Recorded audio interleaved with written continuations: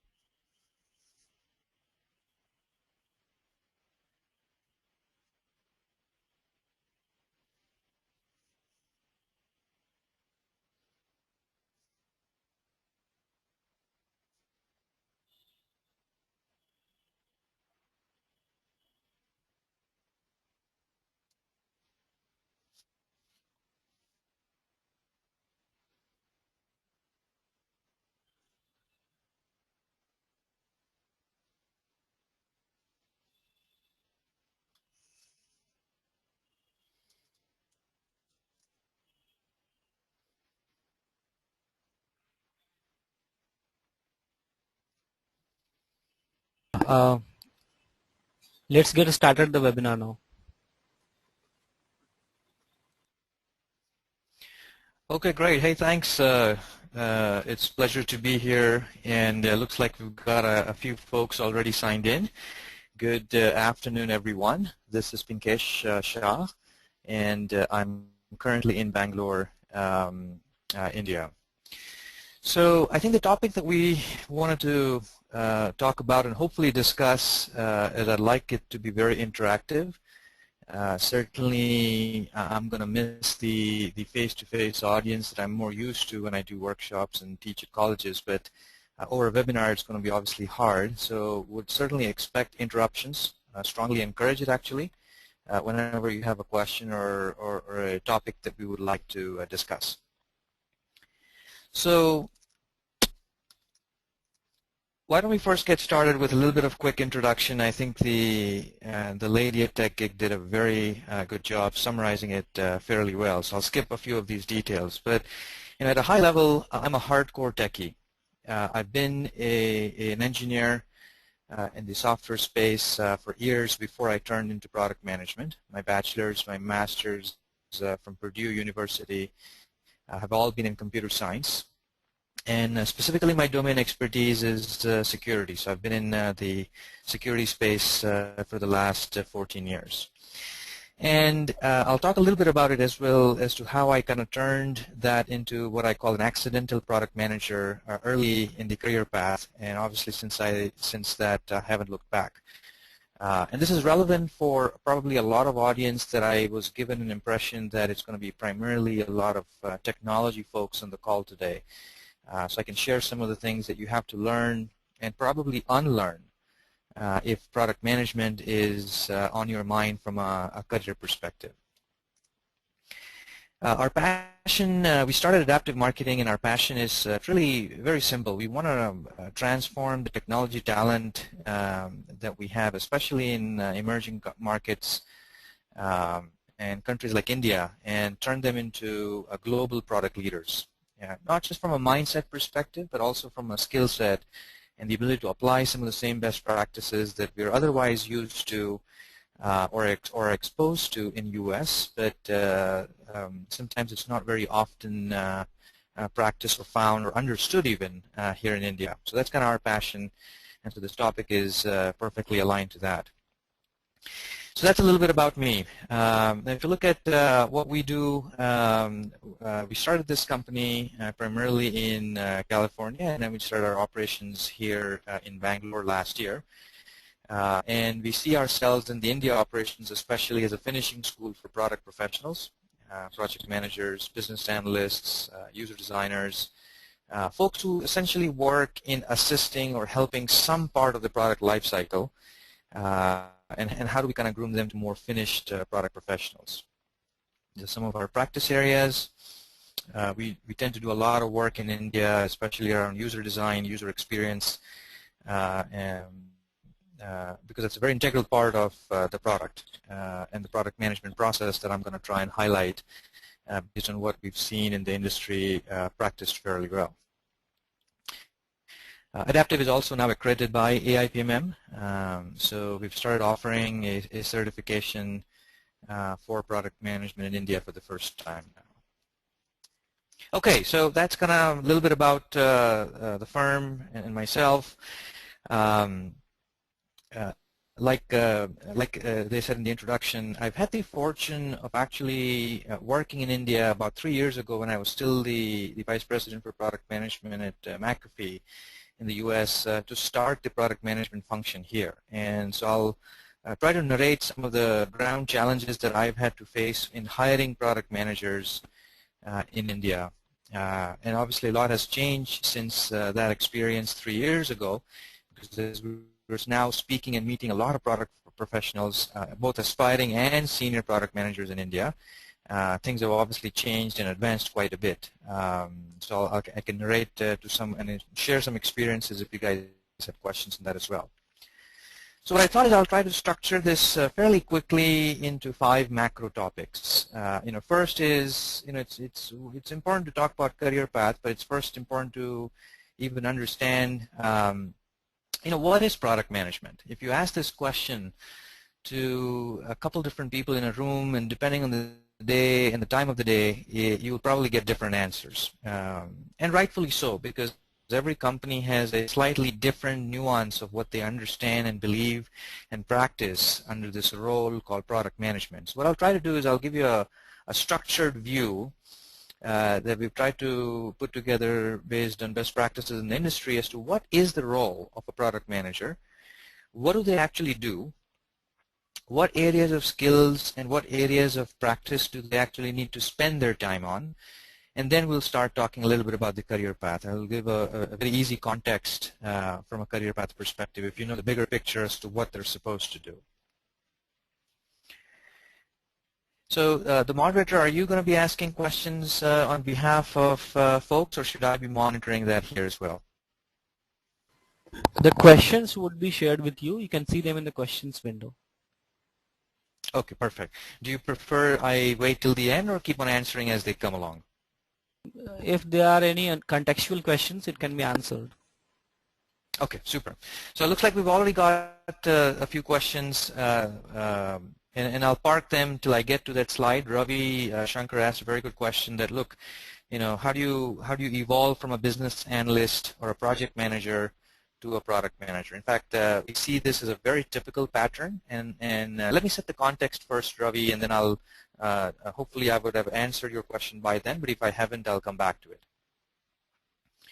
Okay, so with that, hopefully by the end of this next few minutes, 45 minutes or so, you'll be able to, in my opinion, at the very least, at the very minimal, answer this question about, hey, now that I know what product management is, what it looks like in India, what's the ground reality of things operating here, do I have what it takes to become a great product manager? And let me tell you, to be very candid, not everybody does. While a lot of people have the aspirations and intentions to become a product manager, actually becoming and operating one is not an easy job for the reasons that I'm going to share with you here very quickly as well. But hopefully you'll be able to learn that and map that for yourself at the end of this conversation.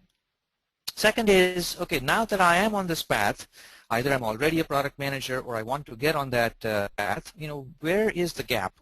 Hopefully you'll be able to answer this by the end of this webinar as well. Specifically more actionable plan as to these are the areas you need to focus on and kind of almost do a gap analysis on yourself to where you need to get to. So hopefully these are the two main takeaways for you at the end, besides a lot of informational and educational things. Hopefully this is more actionable for each one of you who's joining here.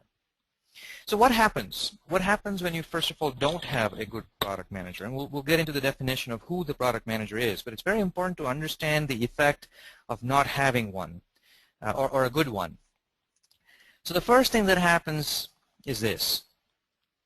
And obviously the kid is not happy, with this tricycle because, the engineering guys built the bicycle that they were asked to build.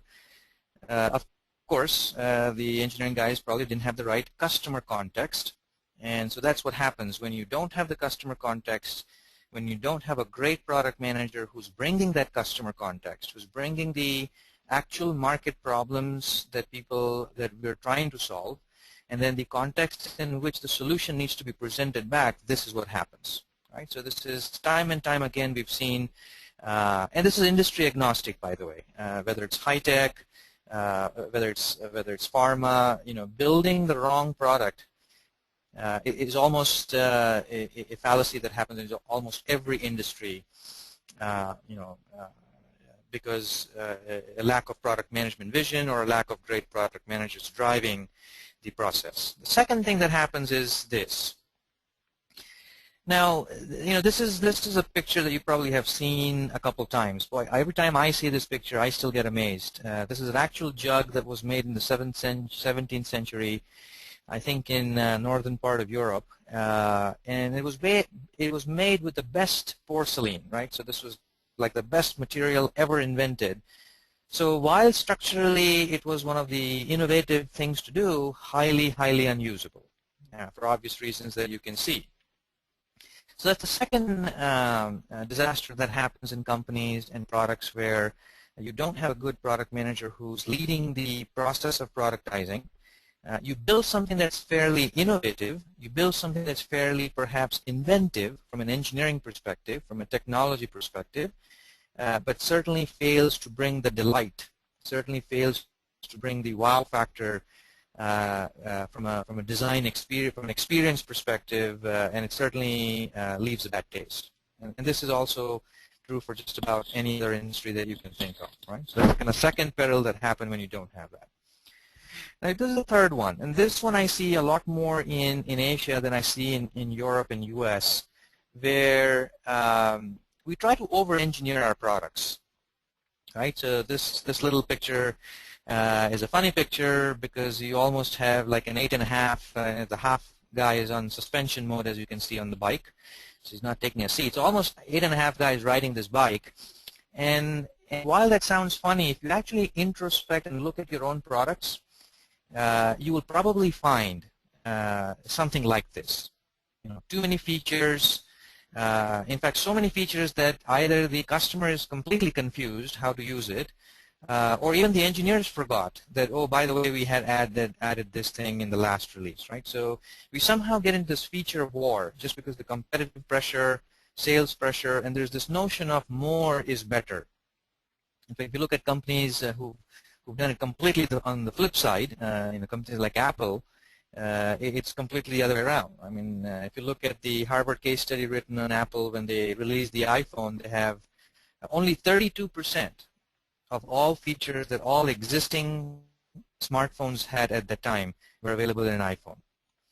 And yet, obviously, it's a blockbuster product. So the correlation between more features and success is proving continuously to be wrong. And so this is what happens, again, when you don't prioritize it, when you don't have the right business value attached to your roadmap and your requirements for the roadmap. So these are some of the things that you might have seen as a direct consequence of many reasons, but certainly a direct consequence of not having a good product management process as well as a good product manager at the helm of it.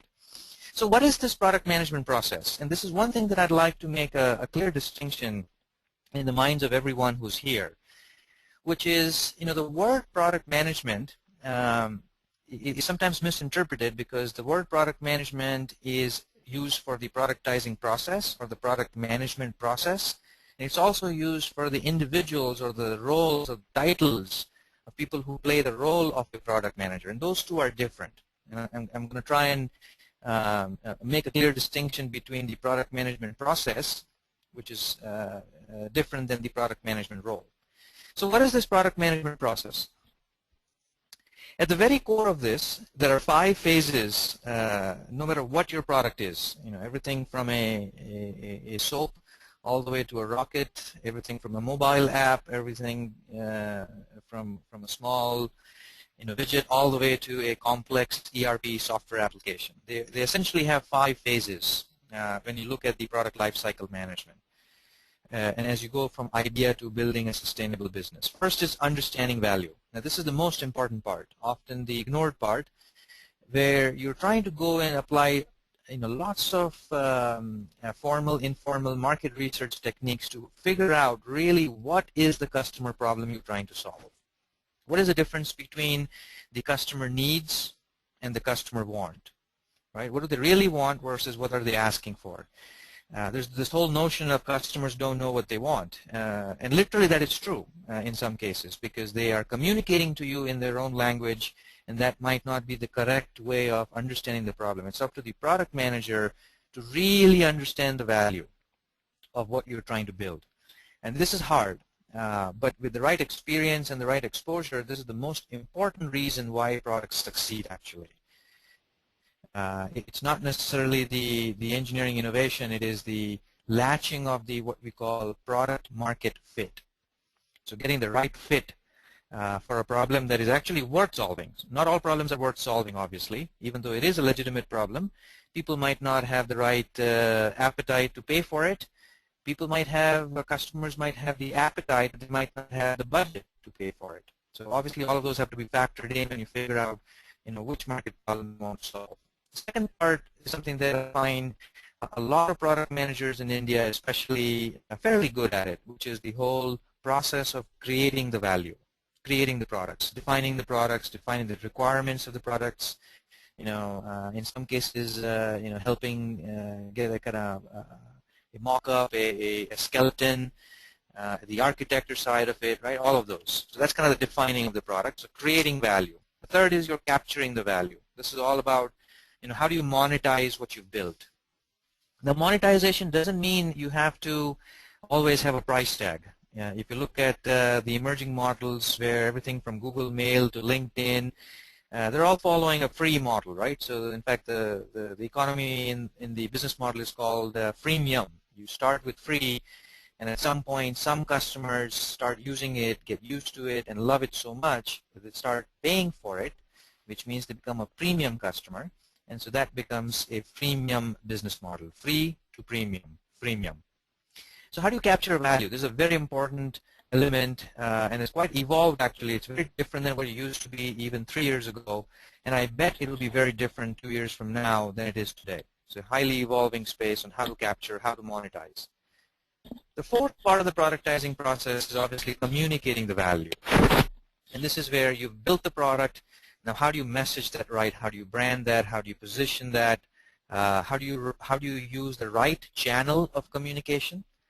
Back in those days, almost just 5 years ago, there were classic ways to communicate. You have your TV, your billboards, your commercial, radios, and so on and so forth. Now there are 3,000 social media channels alone. To be able to talk to it. I mean, Twitter, Facebook, LinkedIn, these are just the big ones, but there's several small ones. So how do you find the right channel to communicate the message that you have?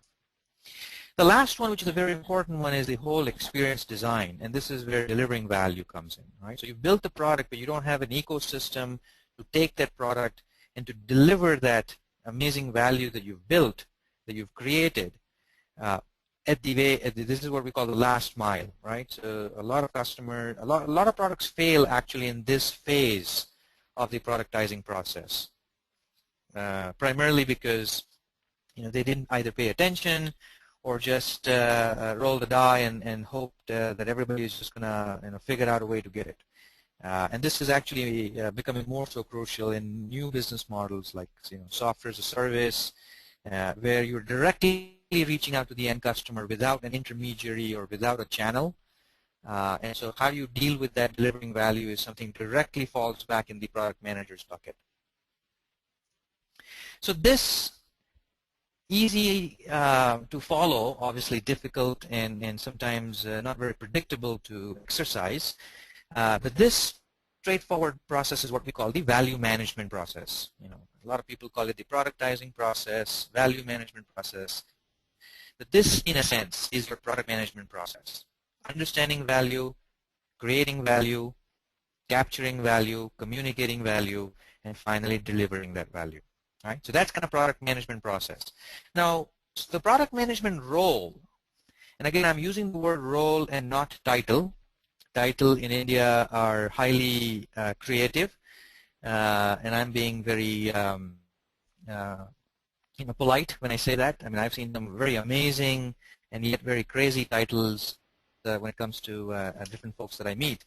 So titles are very creative all around the world, but especially in India. But that's not what I'm referring to. You might be doing a product management role irrespective of what you're being called as a title on your business card. Right? So I'm referring this to the product management role. And so that is the guy who's essentially responsible to orchestrate this entire process, to work with a cross-functional team to make this product management process a success. That is the role of a product manager. Right? There's obviously a cross-functional team. One person or one team cannot do, one set of product managers cannot do anything in the world. You need a supporting team and you need a cross-functional team, which we'll talk about as well, but this is the crux of a product management role versus a product management process. It's important to keep that distinction when you communicate and depends on the context of your communication. So let's take a look at maybe more crisper definition. Now that we understand the product management process or the productizing process, what is the role of a product manager? The one-line definition and there are many such definitions out there. So certainly this is not the only one. This is the one that we believe is the more true reflection of reality in today's world, which is, finding compelling. And compelling because at the end of the day, you have to pick those problems to solve. You have to build those products that actually have a real problem, a real need that somebody's willing to pay for, somebody's willing to adopt, somebody's willing to use. So that's the compelling part. So finding compelling, competitive, and profitable solutions to market problems. The key word here is market problems and not customer problems. And this is one caution that I would like to talk about, especially those who are in the role of business analysts or project managers. We often get caught into one customer requirement or few customer requirements. And so it depends on your industry. There's always an exception, but more often than not, that's a dangerous thing to do when you're building a product. That model works great for services, where you have to please each individual customer individually.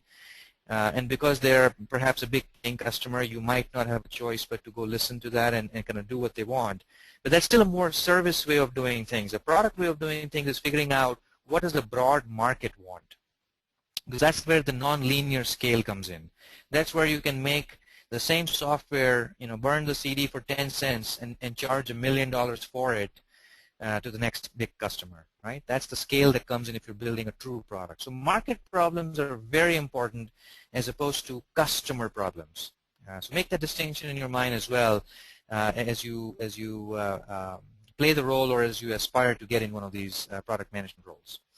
And at the end of the day, all of your solutions could be solving real problems, but at the end of the day, they have to deliver delight. Especially in today's world, customers' bar is very high. Every time there's an innovative product, the bar goes high in the customer's mind. So you have to really delight that end customer with whatever solution you are designing or delivering. And that's the role of a product manager. So let me pause and take a few questions to see if, oh, wow, we have a big roster already. Okay, so Satyam is talking about, what kind of educational background do you need? So I'll cover that technical side versus the management side. I think Vijay Balkwade is asking about career path. Okay, so we'll get to those questions in a little bit as well. Okay, great. So that's the definition of the product manager. Now, what does the product manager generally entail in terms of a day-to-day life, right? So I'm trying to give you a ground reality of how their world should work or should operate. 50% of the time, generally speaking, we want our product managers to be facing with the customer, understanding the market, talking to prospects, interviewing people, looking at the segment of the customers you're trying to understand the problem, right? So that's the biggest lion's share of your time that needs to go to deal with and talk to and interact with the customers, the real market. The other two stakeholders or teams, if you will, from an interlock is one is internal, and engineering is usually your biggest stakeholder because you're working with them to define requirements, to give them the context of the requirements. If you're an agile, following an agile methodology, then you're obviously having product owners who sit in your Scrum meetings or your agile meetings and your stand-up meetings and kind of help them with the delivery on a weekly or every iteration basis, right? So there's a lot more hand-holding happening. So engineering is definitely one of your most important stakeholders, but there's others as well in the company.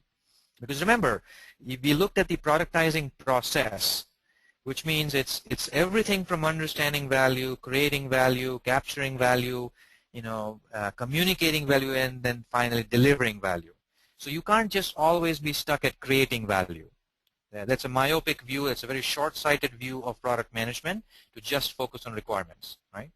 And that very well might be in your early stage of your career path. There's nothing wrong with it, but your horizons need to be widened from there. You obviously have external stakeholders beyond customers, and these are your partners, your analysts, your channels, your suppliers. Depending on which industry you're in, sometimes suppliers take up bulk of your time because most of your components that you're using to deliver your product might be outsourced, might be coming from somewhere else. So it's a very important stakeholder for you to focus on. So this is what a typical interlock looks like for a product management role. Now, if you look at it, there's a lot of questions to consider. And some of these terms are kind of marketing terms, product management, business terms that you might have been exposed to. Others you might not have been exposed to, but I bet you will be eventually in your career path. Irrespective whether you're a product manager or not. You might be an engineering manager. As long as you're in a product company, you'll probably be exposed to some of this, right? So what's my market size? How big is the market? Should I acquire this component or should I build this with my engineering team? What's the timing?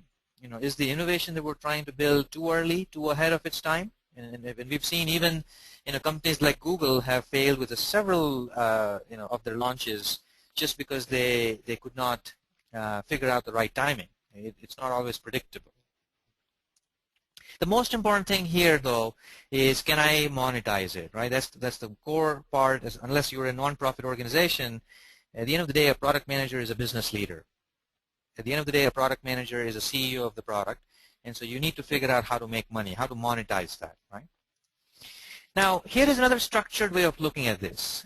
While there are a lot of questions, and this is obviously not enough time for us to go in the details to that level, but I wanted to point out maybe 5 core areas. And this is a nice way to, in our opinion, look at product management from a structure perspective. So first area is market analysis. You do a bunch of things in this phase where the key question you're trying to answer is choosing to build. Means while all these ideas that engineers have come up with, that customers have come up with, that you've come up with, while they seem to be all great ideas, which of those do we want to choose to actually build a solution? It's a very important decision, the most important decision, in fact, in the productizing process. The second one is strategic planning. So you've chosen the idea. Now you have to figure out whether you can actually build a sustainable business around it. Can you develop a profitable business model? Not necessarily this year, maybe 2 years from now, maybe 7 years from now, but you got to have a business plan. So strategy, how big is the market, what's the model, all of that. The third part is product planning. And this is where a lot of requirements management, scenarios, user stories, user experience design, a lot of portfolio management. If you have multiple products in your organization, how do you make the investment bets? So you have 50 engineers and 3 products. How do you divide those engineers up? Right? That's not usually divide by 3. There's a sophisticated process and a lot of tools available like GE, McKinsey, like BCG, which allows you to figure out what's the way to optimize your spend to make the largest amount of revenue. The fourth one is go-to-market. Obviously, the launch plan, the marketing plan, positioning. How are you going to acquire the customers once you've built the product, and then finally, sales enablement. This is the channel development. If you have your virtual sales force, you have to work with the channel. If you have your direct sales force, how do you enable them to pitch the right way? How do you do thought leadership things so that you have a buzz in the industry? All of these 5 different areas is essentially what we call the ground reality of what a product manager really needs to focus on and develop enough skills to be able to practice that. Now, we obviously have other people involved, as I mentioned earlier, right? So you have everything from a product manager to what we call a marketing manager or sales manager. So we've given them names here just from the sake of easy to understand. You have project managers, so this is your coordinating Kevin. You have business analysts who are also involved in essentially working with the customer and understanding the context of that and trying to translate that into requirements. And then you obviously have the technology managers. Now there are many others in the product ecosystem in a cross-functional product team, but these are some of the characters that you will probably see a lot more in reality, right? And so it's very important to understand, and this goes back to some of the questions that you guys had asked as well, is what's the difference between a project manager and a product manager, a business analyst and a product manager. So I'll try to address some of those in the next 1 or 2 slides. And then maybe take a more detailed discussion if continued interest is still there. But typically these are different roles and they coexist in an organization. So if you look at a typical development cycle, you obviously have an idea, you develop a plan, you get approvals on the plan, you start developing, you start testing, you start doing quality assurance on it, and then you kind of do launch and so on and so forth, right? So it's very straightforward, typical development plan. Now, across that development plan, if you interlay the productizing process that we talked about, this is how it would look like, right? So the productizing process with the 5 phases of what we just finished talking is very nicely overlaying with a development process, a construction process, an engineering process, right? So this graphic should hopefully give you a perspective on how the two work together. And here are some of the items or some of the tasks at a very high level. Obviously, you cannot summarize everything in one slide, but these are the most important things that kind of happen in each of these development phases. And if you look at the bottom, I've tried to highlight kind of best practices on how people interlock with each other. So in the conceive phase, you have product manager who's taking the lead, but you obviously have a business analyst as well helping with that. So everything from competitive analysis to feasibility analysis to understanding the problem, all of that kind of happens there. And so as you go and progress along, when you get into the development phase, that's where the project manager gets in. All right? So the product manager obviously is involved in this phase. But the product manager is more focused on making sure that the right requirements with the right business context, with the right customer context is being implemented. Whereas the project manager is spending more focus and is more laser focused and spending time on are things happening with the cross-functional team? Are the dependencies being resolved? Is there a risk involved in the project, right? From a sheer coordination, from a sheer scheduling, from a sheer making sure that the train will actually deliver arrive on time as we had planned originally, right? So that's kind of the crux or the focus of the project manager. And then as you kind of go along, there are different interactions between these roles. Now in smaller organizations, you don't have these different roles. So it's quite normal and it's quite okay to have a project manager who's also playing the role of a product manager.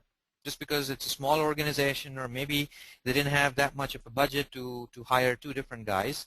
And so that happens quite a bit as well, which is why I kept on saying focus on the product management role from a context of our discussion, not the title. Because you might have a different title, but you might still be doing product management as long as it fits the structure that we're discussing here. So hopefully this gives you a little bit of perspective on how the different teams interlock with each other, right? Now, the question that I think a couple of you already asked, and I know some of you asked here as well. Vijay, Vijay asked the question. Satyam asked the question. A couple of you asked the question. So let me kind of walk through this in reality as kind of what we see.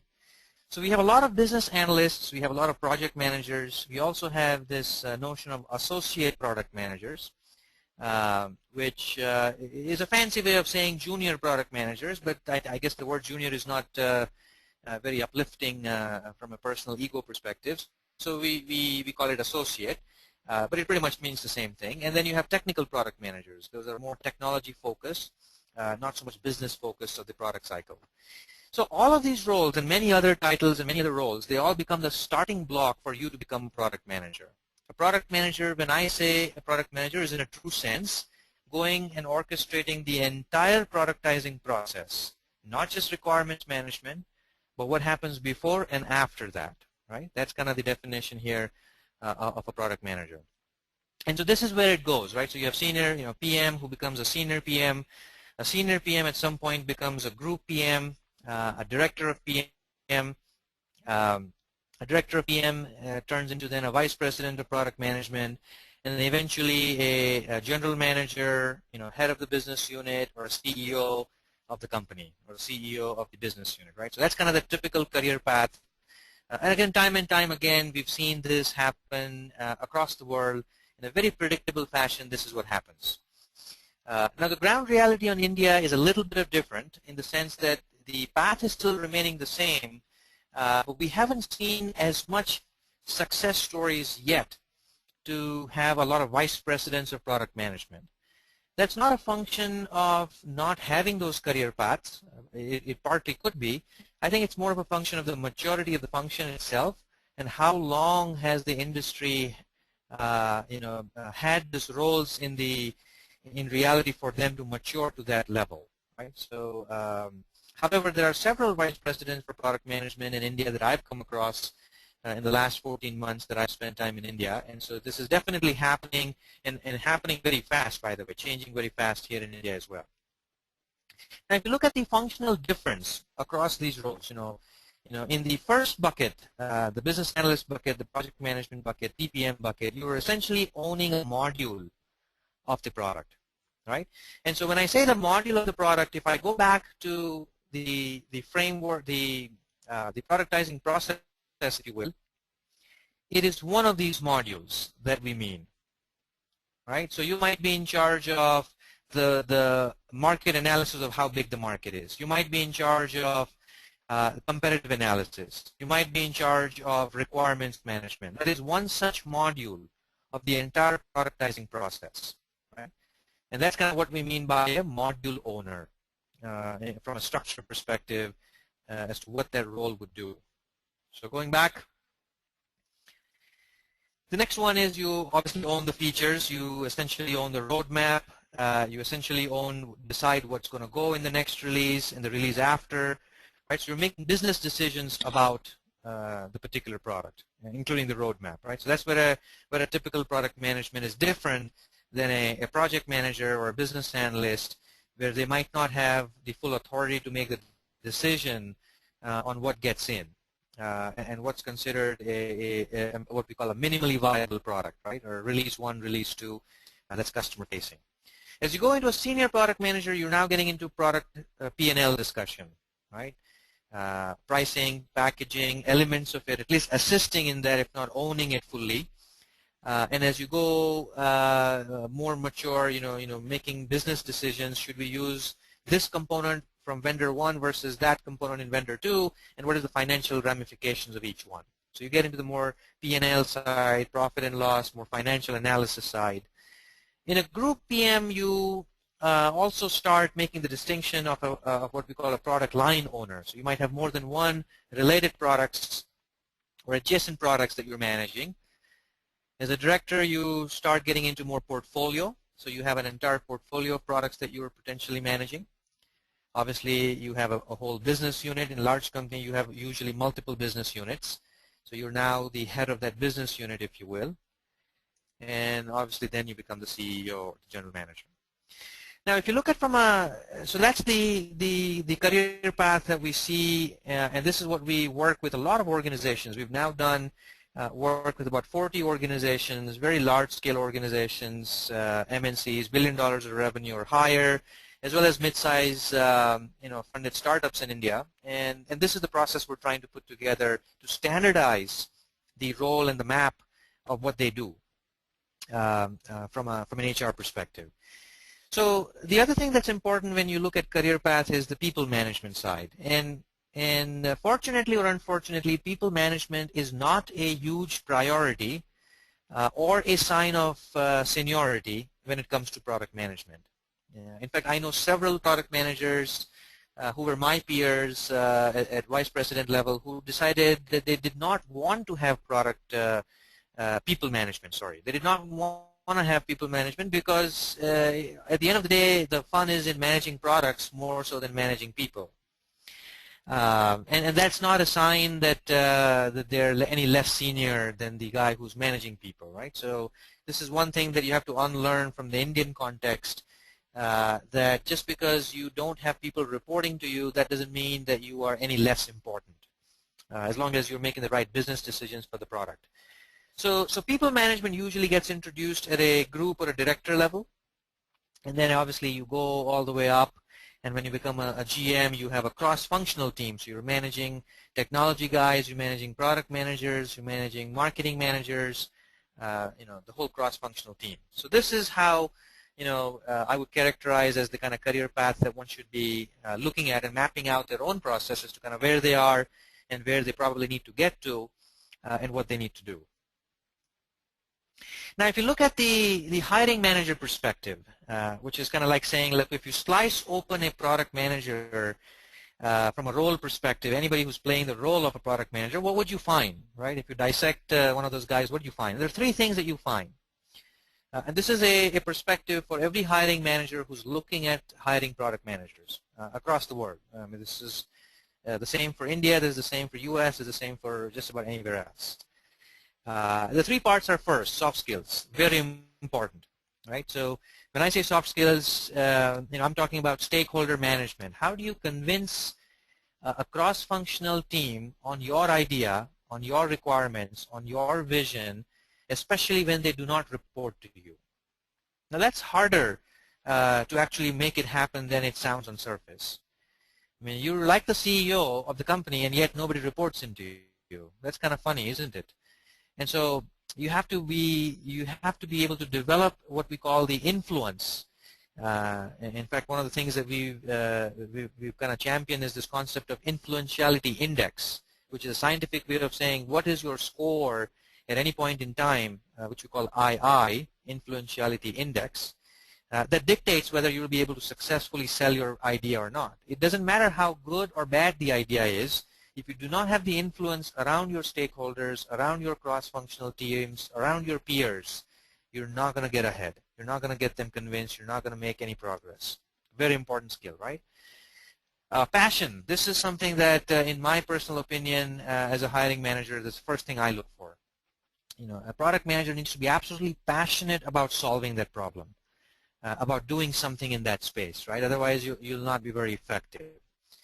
So communication skills, presentation skills, and by presentation I mean not just writing great PowerPoints, but also the whole storytelling side of it. How do you pitch? How do you present? Very important. The second part is what we kind of looked at that diagram, if you remember a few minutes ago, which is the functional skills, right? Do you know how to do market research? There are 14 different methodologies and formal ways of doing market research. Some are discovery related, some are validation related. How do you do that? What are the different techniques? What are the best practices? How do you build product strategy? How do you build a business plan? What are different aspects of doing usability design?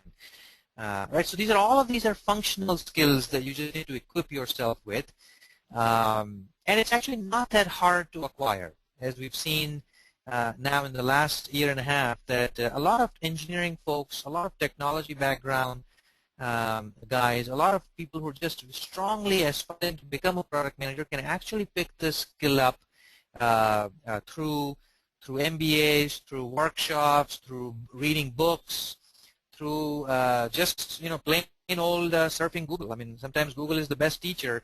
There's everything that you ever need is already out there.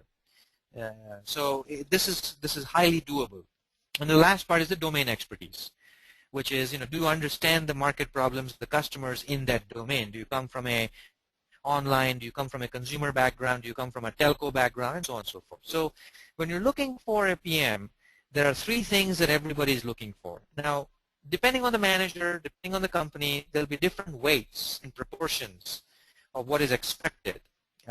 So that might vary depending on who you're talking and who you're dealing with. But at the end of the day, it's really these three components, right? So so with that, let me take a quick pause and see if I can answer a few questions that you guys might have asked. Okay, so the first one was from Ravi. What is the entry level to become a product manager and what levels one has to cross? I think we've answered this one. Let me know, Ravi, if you need more details, but I think we pretty much answered that in that slide. Second one is also from Ravi. How will a product manager be different than a business analyst? So I think we've covered this. Again, the business analyst is, in my opinion, a subset of what a product manager does. All right? So a business analyst is actually a stepping stone, a great stepping stone actually, to become a full-fledged product manager. Next question is from Satyam.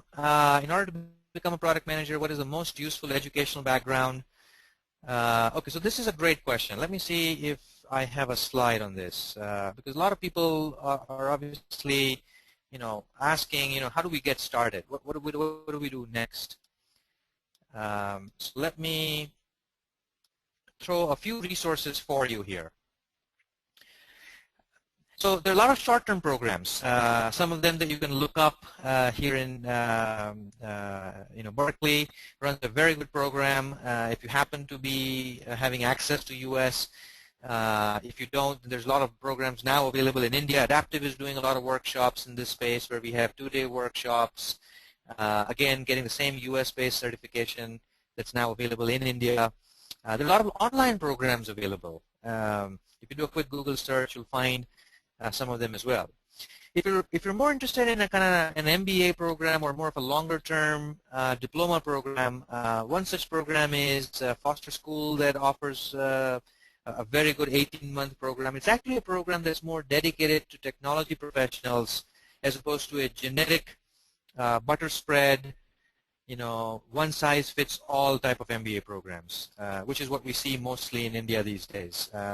They're very good MBA programs, but they're kind of more general purpose as opposed to being something more specific for the technology or for the product space. There's a new institute that's actually starting up in India as well called the Product Leadership Institute, and they're rolling out a 15-month executive postgraduate diploma in product leadership. So see, these are some of the options you have. Obviously, Google is your best friend. That's the best option in some cases. Here are some books that I would recommend. Greg Garci is a very good author. He's a practitioner himself. He's written a very good book called Take Charge Product Management. You can find that on Amazon or Flipkart. And then the other one is that I like is from Rich. Rich is a Silicon Valley guy. Again, a hardcore product manager himself as a practitioner, as opposed to being an academician. He's actually done this before. And he's written a very good book, Lessons from the Silicon Valley, The Art of Product Management. So these are some of the resources for you to get started in terms of where you could do. So that's kind of hopefully that answers your question, Satyam. The next one is from Vijay. How can one identify the career path as in wherein to go on the technical side or the management side? So the decision around should you continue on a technical path versus a business path is obviously a personal decision, and it's very hard for me to answer that generically unless I get a chance to interact with you one-on-one. But what I would recommend is that for what worked for me is that while I was a hardcore techie, I was a director of engineering before I jumped over and became a product manager.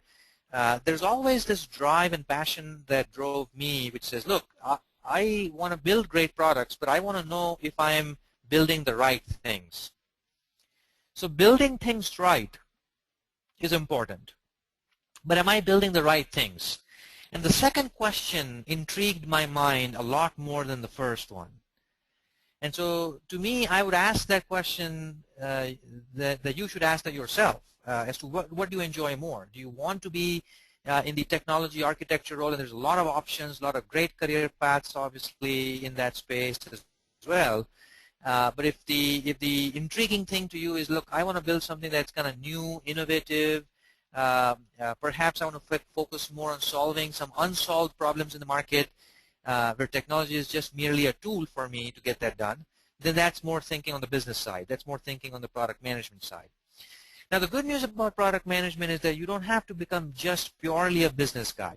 Your technology background is actually highly, highly leverageable when you become a product manager. And that's the beauty about a technology guy becoming a product manager, because you don't necessarily, I mean, yes, you give up coding. I hope you don't code when you become a product manager. That's generally just considered a bad practice. But that put aside, even if you don't code, you're still very grounded in the technology world. The trends and the macro, things available to you to build upon, right? So that strength of yours is still leverageable in a product management role, especially if you're still in the technology industry. Although a product manager, once you become one, can certainly cross industries as well. You don't have to be in a particular industry, because domain expertise is one thing. You can also acquire domain expertise by going into another domain, as long as you have the other two sides, the skills, soft skills, and the functional skills very well. All right? So hopefully that gives you a little bit of clarity, Vijay. The next one is from Sujata. What's the difference between a project management and product management? I think we covered this one. Again, one is more tactical, the other one is more strategic, is another way of looking at it. They're both important roles, don't get me wrong, but it's just the purview of what you want to influence, right? That's the difference between a project and a product manager. Do product managers need to be technical, is the question from Satyam. So I would say yes, especially if you're in India. A lot of product managers are expected to come from the domain expertise, but as you move across the career path ladder, it becomes less important. So it might be necessary or not necessary. It might be helpful initially, but it's not necessarily a prerequisite. A lot of people come from pure, straightforward art, science, cultural, philosophical, music backgrounds, and have become great product managers. So technology is not a necessity, but it certainly helps in the early stage of the career path. The next question is from Deepak. How many CPM, certified product managers, would be in India? Okay, this is a great question. This is something we can give you insights, because we've started doing the certification. We're the accredited partner of AIPMM since the last 9 months or so, for the first time in India. And I would say there are at least 300 to 400 such product managers that I know of which are certified. There are probably about 30,000 of them worldwide in 80 different countries, because AIPMM has been around for about 18 years now, and so it's certainly a long body. It's like your PMI Institute, Project Management Institute, except that these guys are more focused on product management. So that's kind of the statistics. But it's quickly growing. We're seeing a very steady state of people coming and approaching us to get certification here in India. Okay, so next question is from Rajiv. The question is bugging you. What's the process of transitioning from being a business analyst or project manager? Okay, so I think we covered this one for you, Rajiv. Essentially, a business analyst and a project manager is a stepping stone to become kind of a product owner, especially in the agile world, to eventually becoming a product manager.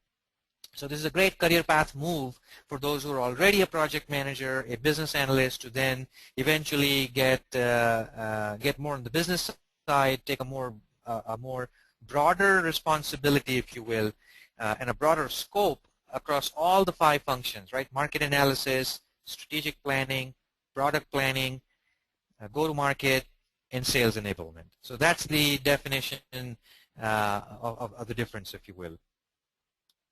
Okay, next question is from Santosh. Presentation is going great. Okay, thank you. Let me know how an IT guy with around 3 years experience in software product company being in a customer interaction would update himself on product management. So I guess, again, this slide that we have right now for you would be a good one, Santosh. You can start reading up on it. You know, the beauty about being or the beauty about wanting to get into product management is that you can actually start practicing product management without getting the title. Now, this is the part that excites me the most. No other function in this world that I know of can you actually pretend to become or start applying yourself to become that role without you stepping in that role. Here you can. So if you're an engineering manager, if you're an architect, if you're a project manager, start taking some of interest in some of these things. Competitive analysis, pick a small win-loss analysis. Pick maybe 1 quarter of doing survey and market research in certain segments. You can start doing these things while you are in your current role to get a feel for what it takes to become a product manager, and more importantly, communicate this message back to your management team to say, look, hey, look, this is where I want to go, and this is what I've started doing already. It will pave the path for you to become a product manager in your own organization very easy, right? So this is something that you don't have to wait for some magic moments to happen. You certainly don't need an MBA. You certainly don't need some degree to practice this. In fact, we did a statistics. We're running out of time, so I cannot show you that statistics. I'll give you the link. In fact, let me put that link up for you. So if you want to learn more about, the statistics, almost 53% of the people who we interviewed in India when we did the survey that was released at NASCOM, and the link for that is on your screen right now, so you should be able to download the report. About 53% of them actually did not have an MBA. And the other 40-some% had some kind of a master's degree, but not necessarily an MBA. So statistics like this that we've kind of captured from you guys when we did our first annual research is available in that report. In fact, I would strongly encourage all of you to take the 2012 survey that has just launched last week. Truly appreciate if you guys could actually take the survey and give us the inputs. So as a token of appreciation, you'll obviously get the full report back where you'll see what the community results are as an aggregate. But certainly request you to take some time, take the survey, because this allows us to baseline even more accurately, this growing ecosystem of product management in India as to how are we doing. Okay, so hopefully that answers your question, Santosh. Rajesh, Ramesh, Rajamani, I have a product developed now. How can I target the customers? Well, that's kind of a little bit of the cart before the horse, isn't it? Because you really want to first focus on the real problems customers are facing before you go jump in and start the product development. Now, if you already have developed the product, obviously you would have had something in mind. So now it's a force-fitting exercise for you, unfortunately. Not to say that it could not become successful, but the success of probability of success is very low when you do the reverse here, right? The next question is from Sam. What best practices should be followed by product manager to promote the product? So again, I think we've covered this as part of the go-to-market. If you look at the product management, the productizing process, and by the way, I can send you that little one-pager which describes the entire process. If you drop a note to us, to me, offline, I'll send you the graphic as well. But that will explain to you very well. The next question is, you mentioned about BA, PM, APM as the first block, but nowhere mentioned SC, S engineers, sales engineers. Do you mean software engineers do not generate? No. So that's not what I meant. In fact, software engineers are the direct path of becoming a product manager. Yes, absolutely. So in fact, the statistics show that QA, quality assurance guys, are a lot more closer to the skill set than development engineers, development software engineers, interestingly enough, right? But absolutely, the engineering crowd is also a direct cusp for transformation for you to become a product manager. In fact, in India, the statistics are very high. When we ask the question, how many of you consider yourself technical or highly technical, almost 97%, 97% of them answered the question technical or highly technical, right? So that's a testimony to what your question is. So absolutely, yes, software engineers are a direct path to become a product manager. The next question is from Ramesh. How do you analyze the market for a specific product? Do you have any tools? Yes, many tools available. Market research is the most fun part of being a product manager, actually. And so what happens is you get to understand the different aspects, the different problems that they're facing, different alternatives that they're using today. All right. Just because they have a solution doesn't mean that that solution is actually delighting them today. And this is the important part for a product manager to understand. That as an engineer, we always worry, we always want to stay focused on invention. Can I do something cool? Can I do something new? Can I do something never ever done before? Can I invent something? As a product manager, your focus needs to be shifted from invention to innovation. Because innovation is something that you can do even with something that's already done, but you're doing it in a different way, right? So you could argue a lot of the products which are very successful in the marketplace today are not necessarily inventive, right? But they're highly innovative because what they've tried to do is figure out the right set of feature sets with the right set of user experience and focus on the right set of customers to delight them. And that causes value to be built. So it's very important to do that. So there's a lot of tools, a lot of discovery tools, a lot of market research tools. Again, I can talk offline, Ramesh, if you send me a note, and I can send you more details. Next question is from Swapnil. Being new joinee at the organization with already mature products, what can be the opportunities to, so actually, existing products, a company who has mature products is also a great way to manage the life cycle of the existing product. Because that's also product management. Product management doesn't always mean you're building something new from scratch. In fact, sometimes it is harder to go from $1 million of revenue in a product to 10 million than it is to go from zero to 1 million, right? So it requires a little bit of different tact. The product management process remains identical. So product management is even more so important, I would argue, for an existing product to apply the right set of roadmap, to apply the right set of feature prioritization, because in an existing product you have many customers potentially, and they're all asking for competing things that you want to go put in your roadmap, but you only have so much bandwidth. You only have so much engineering capacity. So how do you make the prioritization? How do you say no? I mean, these are all very difficult things and very challenging things to do. So absolutely, Swapnil, you can you bet you can do very practice product management a lot in existing products as well. How can a product manager? The next question is from Joseph. How a product manager can convince the higher management about product management requirements.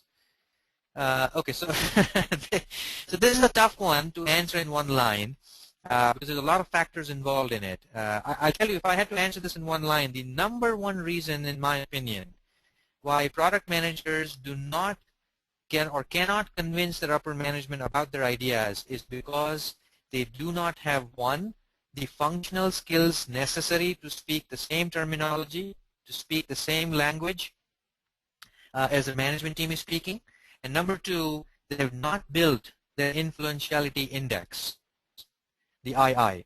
So if you have not built your credibility, if you have not built your influence, then it almost doesn't matter how good your idea is. People are gonna take it very lightly. So I would first recommend you build your influentiality index in the organization before you go pitch bigger projects or bigger business plans to your management team. So I don't know if I answered your question fully, but it's a very open-ended question, Joseph. So send me a note afterwards, and maybe I can spend more time offline.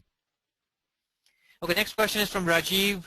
Do you have to travel to US to take the certification for product management? No, no. So that's good news, right? So you don't have to go to US anymore to take the certification for product management.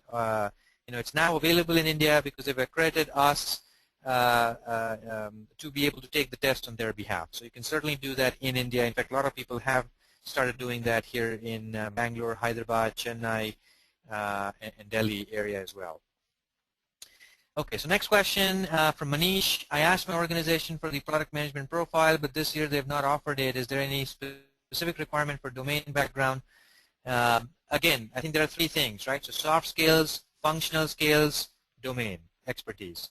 Maybe you're good on domain, maybe you're good on soft skills, but maybe you're not good on the functional skills part. So I would recommend you take a look at that and build a career path or build a plan for yourself to get to that point, and then maybe try again. Next one is from Hemant. Where do you see how application lifecycle management tools in the support role? They're very complementary. In fact, the product management process that we talked about, there are lots of tools. On the usability side, you have several tools like Azure, like Balsamiq, even your plain old PowerPoint, Excel. If you look at requirements management, there's a lot of different tools available there. Again, product like Accept, like 360. There's a product in India called Product Office. So there's a lot of different tools available to do this. Application lifecycle is again helping orchestrate or automate this process. So absolutely complementary to the role of a product manager. Great question, Hemant. Kaushal, does an MBA in product management role need to further to PG, postgraduate diploma in product leadership or product certification to excel in this role? So, so the short answer is yes, Kaushal. Of course, when you learn something that's more actionable, that's more relevant to what you do or what you want to do, it is always helpful. But I want to give one caution to everybody, and maybe I'm very unpopular in saying this, is just because you're certified, just because you have an MBA badge from some university XYZ, doesn't mean that you actually, mean that you actually can do this job, right? So I think people sometimes in India overemphasize this whole badge phenomenon, that I'm an MBA from XYZ or I'm certified on this, that. I think it's important to get that badge, but it's necessary, but it's not sufficient. What's more important at the end of the day is your functional skills necessary to perform that role. I mean, do you know how to do pricing? Do you know how to figure out product strategy? Do you know how to understand customers? Do you know how the listening skills to interpret the requirements? But at the end of the day, all those are very important. Although learning about these in a more structured way always helps, and it certainly accelerates that. You can always learn through Google. You can always learn through making mistakes, but obviously it's going to be a longer path to learn the same amount that you might be able to learn in a shorter amount of time, right? So that's kind of the short answer. The next question is from Deepak. What is the credibility of certification, CPM? So the credibility is as high as any other certificate, because this is the only certification that's given by an independent board called AIPMM. It stands for Association of International Product Marketing Managers. So it's the only one available. Now there are a lot of other so-called certifications available or delivered by individual trainers, and so in my opinion, those are more memory retention tests. It's like a quiz. I teach you something, and then at the end of what I teach you, I'm going to ask you 20 questions, and of course you're going to know because I just taught you those 20 things. So in my personal opinion, those are not certifications. Those are more quizzes, more of a, that yes, you were there. But this is more of an industry agnostic, a trainer agnostic board certification. So yes, it's the only one that I know of that's credible in the world. The next one is from Yogesh Jain. What's the minimum qualification required for the certification? So I think the qualification is more so is that are you in a product company? Do you have exposure of interacting with a product management process? Even if you're not a product manager today, do you have the appetite? Do you have the exposure? I think you need to have 4 years of experience of work experience.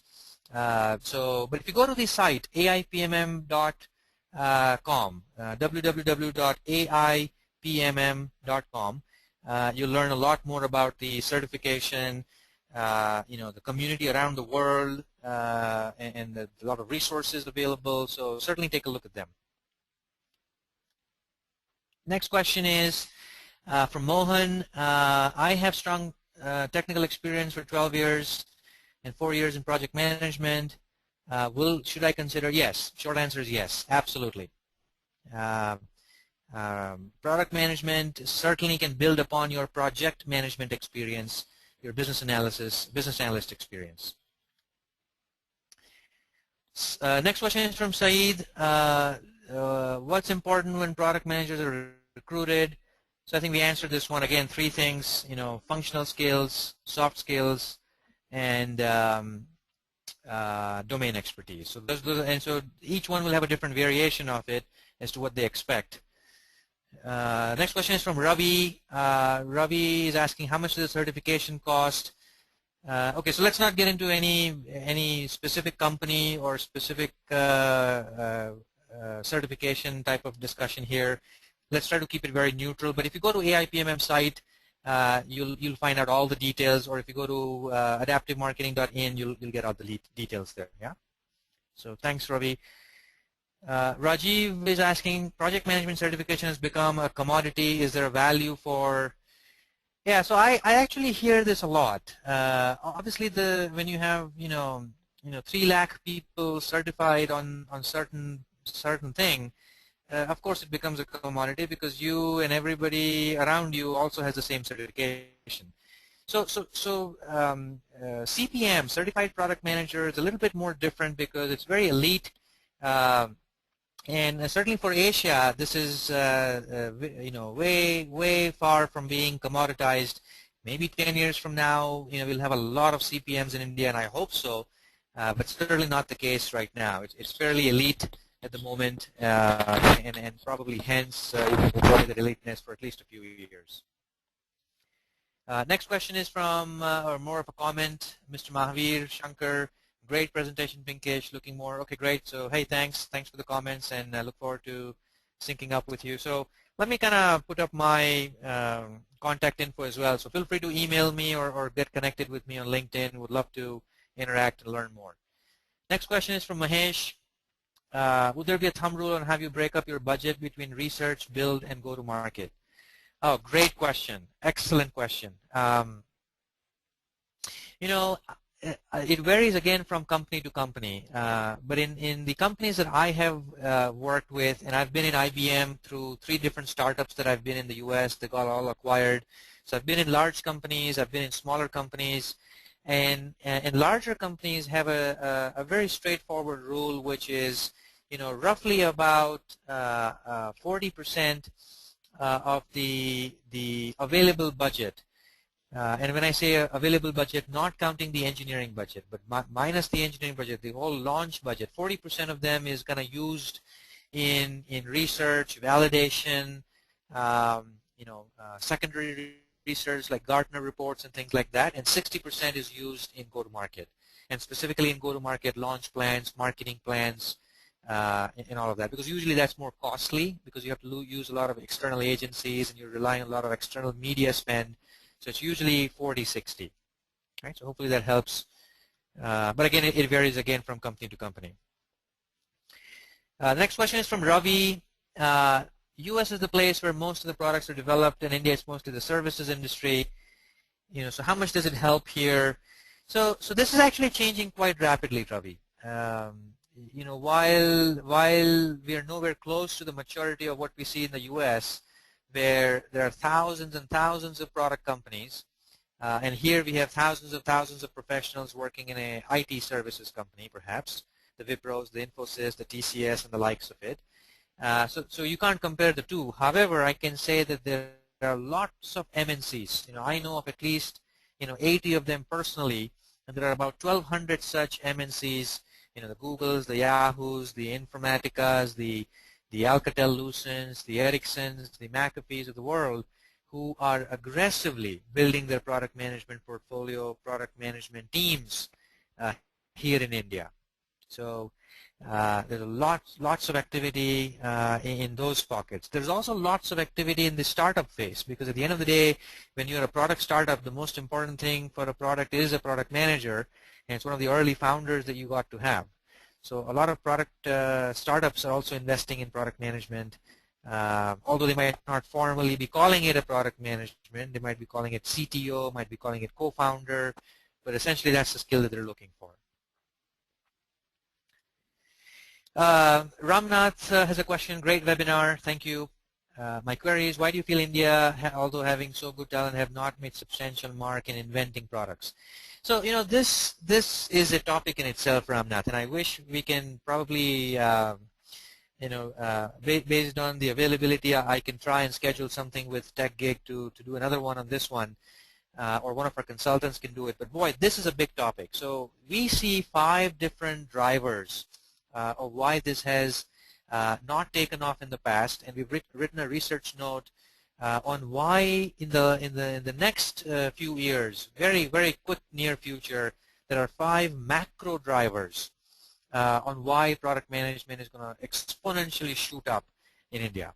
So we're in a very changing time right now, and it might not have happened in the past because, again, it's a maturity issue, right? So first we did low-cost labor, QA, then we did some development, then we did some architecture work, even if you look at the engineering cycle, and now we're going to just getting ready to do business stuff. So it's a matter of maturity, but even services companies, I tell you, several of them who are progressive are actually investing in product management in this space, because they're, at the end of the day, they're serving other product companies in the U.S. So this is and there's a lot of drivers for that. 5 of them are fairly macro, and again, that probably is a whole set of discussion we can arrange for again. But great question. Next one is from Dave Raj.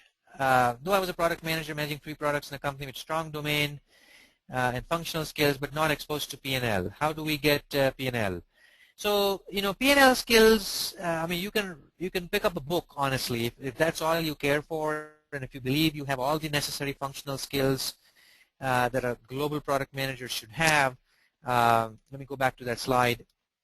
So from your reference perspective, that you're realizing what we're talking at the same thing. I mean, if you believe that the rest of the functional skills are fairly straightforward for you and you've already mastered it, then it's a matter of just picking up a book. There are several good books. I would look for the title, Finance for non-finance guys, right, or Finance for engineers. There's a lot of good Google material. Obviously, we covered this in one of our workshops, but you can easily find this and learn yourself in a book.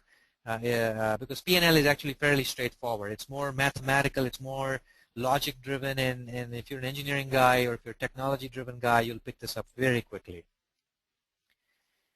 So that's that. Okay, so just looking at the time now, because we have a few more questions. Why don't we address them real quick? So, is a product manager the same as an entrepreneur? Is a question from Harpreet Singh. During market analysis, you can come across solutions, ideas that don't apply to your current domain, or should you drop those ideas? So I think there are 2 questions. The first question is yes, but if you ask in the reverse way. An entrepreneur is a product manager, but doesn't mean that a product manager is an entrepreneur, right? And the reason I say that is that there is the whole notion of intrapreneur. So if you are a head of a product division in a large company, say IBM, you are still responsible for influencing the growth of that product. You're still responsible and accountable for the overall strategy. And so in that sense, you're like the CEO, but you're the intrapreneur. You're doing it for the company, not necessarily doing it for yourself. And so that's the difference between an intrapreneur and an entrepreneur. So if you flip your question, the answer is yes. Every entrepreneur, on the other hand, has to be a product manager.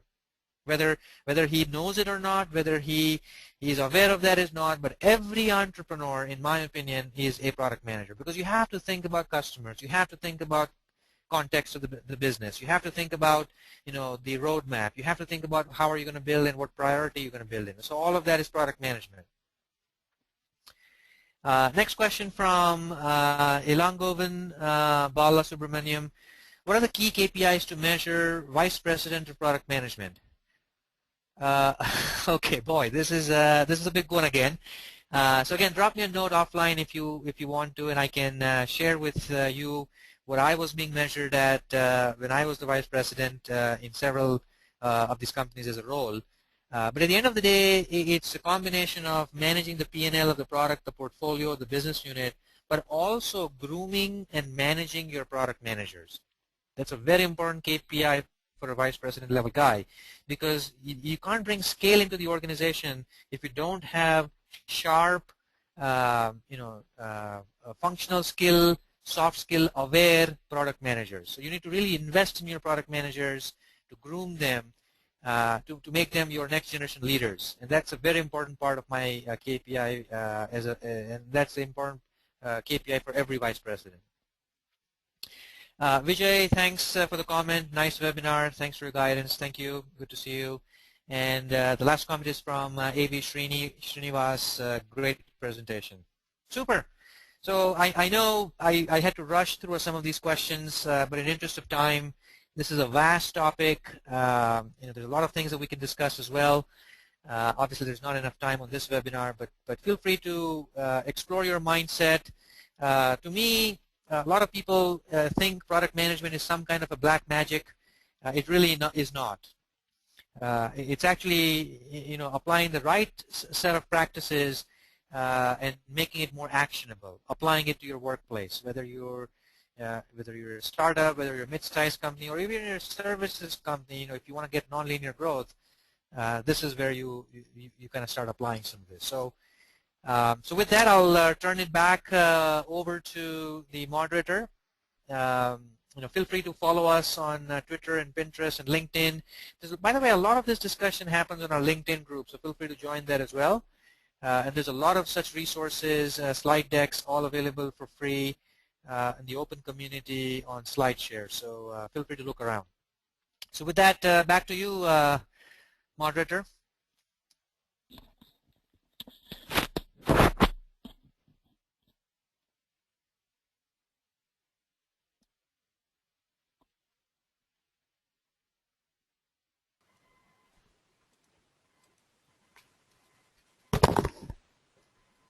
Thanks, Pinkesh, for such an informative session. We understood many new concepts and areas of product management and its career path in India. The webinar was a big success. I would also like to thank all participants for attending this webinar and making this so successful. A recording of this webinar will be made available on techgeek.com by tomorrow. So once again, thank you all for joining this webinar. Goodbye.